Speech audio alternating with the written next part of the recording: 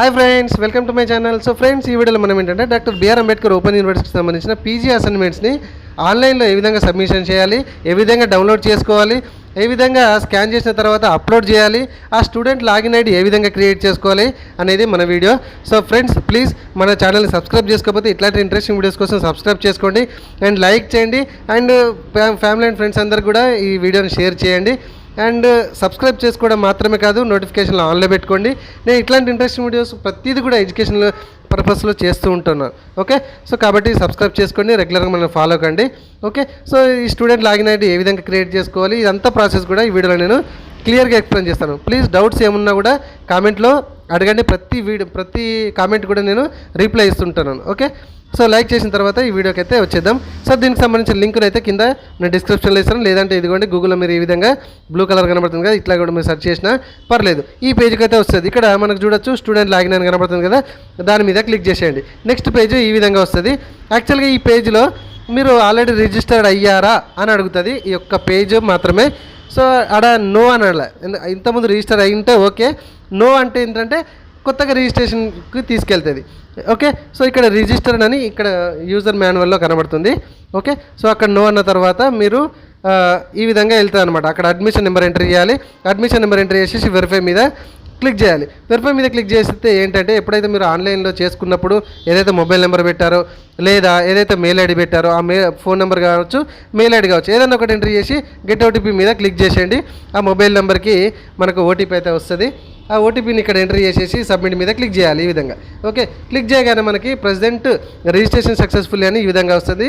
And your present password is your date of birth అని ఇక్కడ కనబడుతుంది. ఓకే చేసేయండి. ఓకే చేసేస్తే ఈ పేజ్కి వస్తుంది మళ్ళీ. ఓకే, కరెంట్ పాస్వర్డ్ ఏంటి, ఇప్పుడు మన డేట్ ఆఫ్ బర్త్ వచ్చింది కదా, ఆ డేట్ ఆఫ్ బర్త్ కొట్టండి. ఆ స్లాష్లు కానీ ఐఫన్లు కానీ అడ్డంగీతలు అట్లాంటివి ఏం కొట్టదు, డైరెక్ట్ 01/02/1993 అట్లా.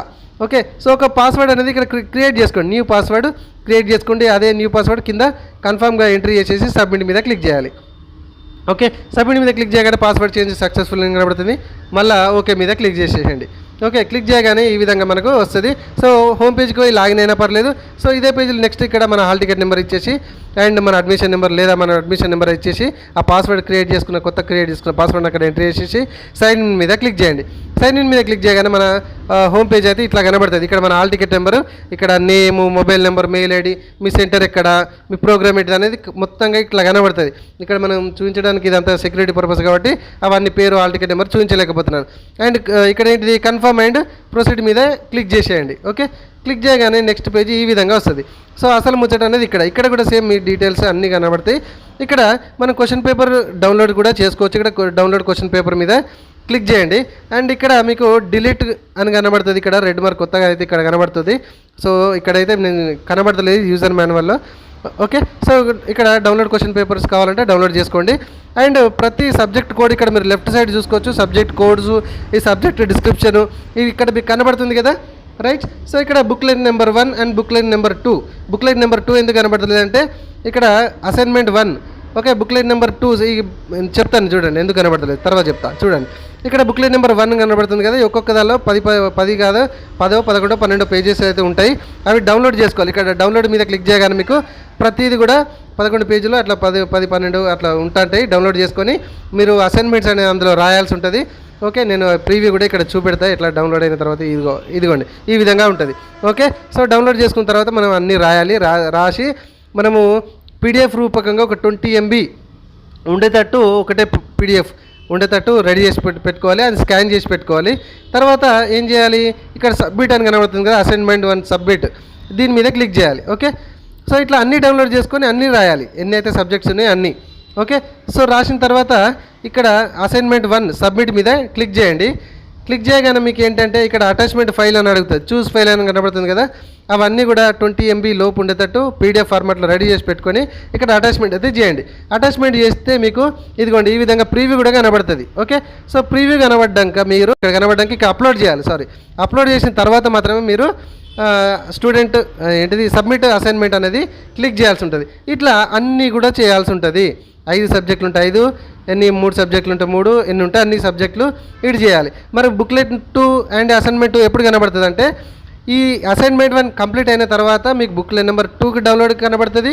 అండ్ అసైన్మెంట్ 2 కూడా సబ్మిట్ అనేది అక్కడ మీకు ఎనేబుల్ అవుతుంది. ఇక్కడ చూడొచ్చు మనకి note, if the subject are not displayed for the submission of assignments the same will be enable soon అని కనబడుతుంది కదా. దాని అర్థమైతే ఒకదానికొకటి మీరు అప్లోడ్ చేస్తే ప్రాబ్లం అవుతుంది కాబట్టి అందుకే బుక్లెట్ నెంబర్ 2 అసైన్మెంట్ 2 అనేది కనబడతలేదు. కానీ క్వశ్చన్ పేపర్ మనకు పేపర్ 1 పేపర్ అంటే ఏది 2 ఉంటాయి. Assignment 1 and assignment 2 question papers అయితే డౌన్లోడ్ అవుతాయి. సో ఫ్రెండ్స్, ఇదే అయితే మొత్తానికైతే మనకు ఈ డాక్టర్ బిఆర్ అంబేద్కర్ ఓపెన్ యూనివర్సిటీకి సంబంధించిన పీజీకి సంబంధించి మనం స్టూడెంట్ లాగిన్ ఏ విధంగా క్రియేట్ చేసుకోవడం నేర్చుకున్నాము. అండ్ ఏ విధంగా మనం అటాచ్మెంట్ చేయాలనేది నేర్చుకున్నాము. ఓకే, సో డౌన్లోడ్ ఏ విధంగా చేసుకోవాలనేది కూడా నేర్చుకున్నాము. ఓకేనా ఫ్రెండ్స్, వీడియో నచ్చింది కదా. ప్లీజ్ లైక్ చేసి మాత్రమే కామెంట్ చేయండి. డౌట్స్ ఏమున్నా కూడా నేను ఎక్స్ప్లెయిన్ చేస్తూ ఉంటాను. ప్రతి కామెంట్కి నేను రిప్లై ఇస్తున్నాను. సబ్స్క్రైబ్ చేసుకోకపోతే మాత్రం ఖచ్చితంగా మన ఛానల్ సబ్స్క్రైబ్ చేసుకోండి friends. Okay, thank you friends, thank you very much. ఇట్లాంటి ఇంట్రెస్టింగ్ వీడియోస్ మన వీడియో సెక్షన్లో చాలా ఉన్నాయి, ఒకసారి వెళ్ళి చూడండి.